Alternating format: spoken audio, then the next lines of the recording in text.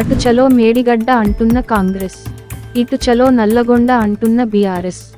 ఇవాళ మేడిగడ్డ సందర్శనకు రెడీ అయింది అధికార Congress. CM Revanth, deputy CM Bhatti, మంత్రులు, ఎమ్మెల్యేలు, ఎమ్మెల్సీలు కాళేశ్వరం బయలుదేరనున్నారు. ఇక కేఆర్ఎంబీ అంశంపై ఇవాళ నల్లగొండ సభలో మాట్లాడేందుకు రెడీ అయ్యారు గులాబీ బాస్ కేసీఆర్. ఎన్నికల తర్వాత కేసీఆర్ మాట్లాడబోయే తొలి వేదిక ఇదే కావడంతో ఆయన ప్రసంగంపై ఉత్కంఠ నెలకొంది. దీంతో తెలంగాణలో వాటర్ వార్ ముదురుతోంది. ఉమ్మడి కరీంనగర్ జిల్లాలో బీఆర్ఎస్ నేతల సెకండ్ క్యాడర్ చేరికలపై ఫోకస్ పెట్టింది కాంగ్రెస్. ఘర్ వాపసీ కార్యక్రమానికి శ్రీకారం చుట్టింది. బడా నేతల కంటే సెకండ్ క్యాడర్ నేతలపైనే ఎక్కువ దృష్టి పెట్టింది. ఇప్పటికే పలువురు స్థానిక ప్రజాప్రతినిధులు కాంగ్రెస్ కండువా కప్పుకున్నారు. ఈ 15 రోజులలో భారీ చేరికలు ఉంటాయని కాంగ్రెస్ నేతలు చెబుతున్నారు. తెలంగాణలో కేఆర్ఎంబీ కేంద్రంగా జలరాజకీయం రాజుకుంటోంది. కృష్ణా నదీ జలాల విషయంలో గత బీఆర్ఎస్ ప్రభుత్వం తెలంగాణకు అన్యాయం చేసిందని అసెంబ్లీలో చెప్పారు ఇరిగేషన్ శాఖ మంత్రి ఉత్తమ్ కుమార్ రెడ్డి. తుంగభద్ర నదిపై కర్ణాటక కొత్త డ్యాం నిర్మాణం, రాయలసీమ లిఫ్ట్ ఇరిగేషన్ ప్రాజెక్టు పనులను అడ్డుకునేలా చర్యలు తీసుకోవాలని AIMIM floor leader Akbaruddin Owaisi రాష్ట్ర ప్రభుత్వాన్ని కోరారు. ఎక్కడ ఓడిపోయారో అక్కడ్నుంచే మరోసారి పోటీ చేసి తన సత్తా చూపించాలనుకుంటున్నారా? జనసేన అధ్యక్షుడు పవన్ కళ్యాణ్. ఆయన భీమవరం నుంచి అసెంబ్లీకి పోటీ చేస్తారని జోరుగా ప్రచారం జరుగుతోంది. ఈ నేపథ్యంలో రేపటి నుంచి ఉభయ గోదావరి జిల్లాల్లో పవన్ పర్యటనలు ఉండబోతున్నాయి. పవన్ మొదటి స్టాప్ భీమవరం కావడంతో అక్కడ్నుంచే ఆయన పోటీ చేయబోతున్నారనే నాన్ స్టాప్ ప్రచారానికి బలం చేకూరుతోంది. ఎక్కడ పోగొట్టుకున్నారో అక్కడే వెతకాలంటారు పెద్దలు. ఇప్పుడు పవన్ కళ్యాణ్ గారు కూడా అదే బాటలో నడవనున్నారు. ఏపీలో పొత్తు కథా చిత్రం కొలిక్కి రావడం లేదు. కొన్ని రోజుల క్రితం చంద్రబాబు ఢిల్లీ వెళ్లి బీజేపీ పెద్దలను కలిసి వచ్చారు. పవన్ కళ్యాణ్ కూడా హస్తిన వెళ్లి ఈ అంశంపై బీజేపీ జాతీయ నాయకత్వంతో చర్చిస్తారని ప్రచారం జరిగింది. కానీ పవన్ ఢిల్లీ వెళ్లలేదు. చంద్రబాబు ఢిల్లీ టూర్ ముగిసి రోజులు గడుస్తున్నా కూడా పొత్తులపై మాత్రం క్లారిటీ రావడం లేదు. అయితే పొత్తులపై ఆధారపడి తాము ఏ కార్యక్రమాలు చేపట్టబోమని పార్టీ బలోపేతం కోసమే తమ ప్రయత్నాలు ఉంటాయని ఏపీ బీజేపీ చీఫ్ పురంధేశ్వరి పేర్కొన్నారు. స్కిల్ డెవలప్మెంట్ కార్పొరేషన్ కుంభకోణం కేసులో టీడీపీ అధినేత చంద్రబాబు నాయుడుకు రెగ్యులర్ బెయిల్ మంజూరు చేస్తూ హైకోర్టు ఇచ్చిన తీర్పుపై ఆంధ్రప్రదేశ్ ప్రభుత్వం దాఖలు చేసిన పిటిషన్పై విచారణను ఫిబ్రవరి 26వ తేదీకి సుప్రీంకోర్టు సోమవారం వాయిదా వేసింది. ఏపీలో కొంతకాలంగా ఉద్యమిస్తున్న ప్రభుత్వ ఉద్యోగులకు ఏపీలో ప్రభుత్వ తీపి కబురు అందింది. వారి డిమాండ్లపై ప్రభుత్వం సానుకూలంగా స్పందించి త్వరలో బకాయిలన్నింటినీ విడుదల చేయడానికి అవసరమైన చర్యలను తీసుకుంటాం అని చెప్పింది. ప్రతిష్టాత్మకమైన Behindwoods gold hall of famers event అనేక మంది ప్రముఖ స్టార్స్ సమక్షంలో చాలా గ్రాండ్గా జరిగింది.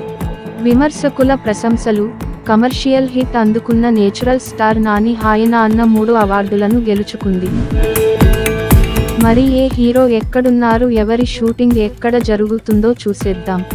సంక్రాంతికి వచ్చిన మహేష్ బాబు, వెంకటేష్, నాగార్జున, తేజ సజ్జా ఇంకొన్ని రోజుల వరకు షూటింగ్కు రానట్లే. చిరంజీవి చాలా రోజుల తర్వాత సెట్కు వచ్చారు. వశిష్ఠ తెరకెక్కిస్తున్న విశ్వంబర సెట్స్లో ఆయన జాయిన్ అయ్యారు. త్రిష ఇందులో హీరోయిన్గా నటిస్తున్నారు. ప్రభాస్ మాత్రం ప్రస్తుతం నాగ్ అశ్విన్ తెరకెక్కిస్తున్న ప్రాజెక్ట్ కేతో బిజీ అయ్యారు. కల్కి షూటింగ్ కొన్ని రోజులుగా శంకరపల్లిలోనే జరుగుతుంది. జూనియర్ ఎన్టీఆర్, కొరటాల శివ కాంబినేషన్లో తెరకెక్కుతున్న భారీ యాక్షన్ ఎంటర్టైనర్ చిత్రం దేవర షూటింగ్ అల్యూమినియం ఫ్యాక్టరీలోనే 2 వారాలుగా జరుగుతుంది. జాన్వీ కపూర్ ఈ సినిమాలో heroine. Ram Charan, Shankar Game Changer షూటింగ్కు ఇంకొన్ని రోజులు బ్రేక్ తప్పేలా లేదు. అల్లు అర్జున్, సుకుమార్ కాంబోలో వస్తున్న పుష్ప 2 షూటింగ్ 4 వారాలుగా ఆర్ఎఫ్సీలోనే జరుగుతుంది. నాని, వివేక్ ఆత్రేయ సరిపోదా శనివారం షూటింగ్ ఓల్డ్ సిటీ నుంచి ఎర్రగడ్డకు షిఫ్ట్ అయింది. అలాగే దుల్కర్ సల్మాన్, వెంకీ అట్లూరి లక్కీ భాస్కర్ షూటింగ్ హైదరాబాద్లో జరుగుతుంది. ధనుష్, శేఖర్ కమ్ముల గోవాలో, అడవిశేష్ గూఢాచారి 2 షూటింగ్ శంషాబాద్లో జరుగుతున్నాయి. క్రిష్ దర్శకత్వం వహిస్తున్న హరిహర వీరమల్లు సినిమాకు సంబంధించిన అప్డేట్ కోసం పవన్ కళ్యాణ్ అభిమానులు ఆతృతగా ఎదురుచూస్తున్నారు. తాజాగా వారి కోసం నిర్మాణ సంస్థ ఓ గుడ్ న్యూస్ను పంచుకుంది. ప్రస్తుతం ఈ చిత్రానికి సంబంధించిన విఎఫ్ఎక్స్ వర్క్ జరుగుతున్నదని, త్వరలో స్పెషల్ ప్రోమోను విడుదల చేస్తామని ప్రకటించింది. ప్రస్తుతం ఇరాన్, కెనడా, బెంగళూరు, చెన్నై, హైదరాబాద్లో గ్రాఫిక్స్ వర్క్స్ జరుపుతున్నాం. అందరి అంచనాలకు మించి ఈ సినిమా ఉంటుంది. నిర్మాణ విలువలు మరో స్థాయిలో ఉంటాయి అని చిత్ర బృందం ప్రకటనలో పేర్కొంది. ఒక ఇంటర్వ్యూలో ఆకాంక్ష రంజన్ కపూర్ మాట్లాడుతూ, నాకు ఉన్న ప్రతి స్నేహితురాలు సౌత్ ఫిల్మ్ని చేయడానికి ప్రయత్నిస్తున్నారు అని చెప్పారు. ఆకాంక్ష రంజన్ కపూర్ తన సౌత్ అరంగేట్రం మాయవన్ గురించి, సందీప్ కిషన్తో కలిసి పని చేయడం మరియు మరిన్నింటి గురించి చెప్పింది. సోమవారం జూబ్లీహిల్స్ ఇంటర్నేషనల్ క్లబ్లో జరిగిన 16వ హైదరాబాద్ ఓపెన్ సీనియర్ టెన్నిస్ టోర్నమెంట్లో సేతు 70 ఏళ్ల విభాగంలో సింగిల్స్ మరియు డబుల్స్ టాప్ ఆనర్స్తో జంట టైటిల్స్ గెలుచుకున్నాడు. రెడ్డి ప్రభుత్వ ఆసుపత్రిలోని ఐసీయూ వార్డులో ఉన్న ఓ రోగిని ఎలుకలు కొరికిన ఘటనలో ప్రభుత్వం చర్యలకు దిగింది. ఈ ఘటనపై విచారణ చేపట్టాలని రాష్ట్ర వైద్యారోగ్య శాఖ మంత్రి దామోదర రాజనరసింహ ఆదేశాలు జారీ చేయడంతో ఉన్నతాధికారులు విచారణ చేపట్టి వైద్యులపై సస్పెన్షన్ వేటు వేశారు. రైతుల నిరసన 2.0 2020 రైతుల నిరసనలా కాకుండా పంజాబ్, హర్యానా మరియు ఉత్తరప్రదేశ్ నుండి రైతులు ధర్నాకు దిగారు. 2024లో రైతు నాయకుల మధ్య చివరి రౌండ్ చర్చల తర్వాత 200కి పైగా రైతు సంఘాలు మంగళవారం ఢిల్లీకి బయలుదేరాయి. లేవనెత్తిన చాలా సమస్యలపై ఏకాభిప్రాయం కుదిరిందని, మిగతా వాటి పరిష్కారానికి కమిటీ వేయాలని ప్రభుత్వం ప్రతిపాదించిందని కేంద్ర మంత్రి అర్జున్ ముండా తెలిపారు. మద్దతు ధరపై న్యాయపరమైన హామీపై స్పష్టత లేదని రైతు నాయకులు అన్నారు. ఆర్జేడీ ఎమ్మెల్యేలు అయిన చేతన్ ఆనంద్, ప్రహ్లాద్ యాదవ్, నీలం దేవి ఎన్డీఏకు మారడంతో విశ్వాస పరీక్షలో 78 సీట్లు ఎన్డీఏ, 45 సీట్లు జేడీయూ నెగ్గి ముఖ్యమంత్రి నితీష్ కుమార్ విశ్వాస పరీక్షలో సోమవారం 129 ఓట్లతో సులభంగా విజయం సాధించారు.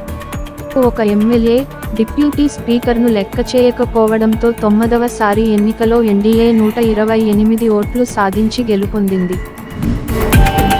రాష్ట్రానికి చెందిన మిలింద్ దేవరా మరియు బాబా సిద్దిక్ల పార్టీ మార్పుల తర్వాత సీనియర్ నాయకుడు మరియు మాజీ ముఖ్యమంత్రి అశోక్ చవాన్ నిష్క్రమణతో కాంగ్రెస్కు గత కొన్నేళ్లలో అతిపెద్ద దెబ్బ తగిలింది. పార్టీ ప్రాథమిక సభ్యత్వానికి రాజీనామా చేసిన చవాన్ ఫిబ్రవరి 15న బీజేపీలో చేరే అవకాశం ఉంది. ఆయన రాజీనామాతో ఎమ్మెల్యేల నుంచి పెద్ద ఎత్తున పార్టీ మార్పులు జరిగే అవకాశం ఉందని అంచనా వేస్తున్నారు. మాజీ అధ్యక్షురాలు సోనియా గాంధీ రాజ్యసభ స్థానానికి పోటీ చేయవచ్చు అని ప్రాధాన్యంగా ఉత్తర భారతదేశం నుండి 2 సీనియర్ కాంగ్రెస్ నాయకులు సోమవారం చెప్పారు. త్వరలో తుది నిర్ణయం తీసుకుంటామని వారు తెలిపారు. రోజ్గార్ మేళా, ఉపాధి మేళాలో భాగంగా వివిధ ప్రభుత్వ శాఖలు మరియు సంస్థల్లో కొత్తగా చేరిన 1,00,000 మందికి పైగా అపాయింట్మెంట్ లెటర్ ప్రధాని నరేంద్ర మోదీ సోమవారం పంపిణీ చేశారు. డైరెక్టరేట్ ఈడీ అరెస్టు చేసిన 8 నెలల తరువాత సెంథిల్ బాలాజీ సోమవారం తమిళనాడు మంత్రివర్గం నుండి మంత్రి పదవికి పోర్ట్ఫోలియో లేకుండా రాజీనామా చేశారు. రాజీనామా లేఖను గవర్నర్కు పంపుతామని ప్రభుత్వంలోని ఓ అధికారి తెలిపారు. 21 అరబ్ ఎమిరేట్స్, యుఏఈలో ఈరోజు నగరంలోని భారతీయ ప్రవాసులను ఉద్దేశించి ప్రధానమంత్రి ప్రసంగించారు. రేపు అబుదాబిలో బాప్స్ మందిర్ను బోచసన్వాసి అక్షర్ పురుషోత్తం స్వామినారాయణ్ సంస్థ బాప్స్ మందిర్ను మోడీ ప్రారంభించనున్నారు.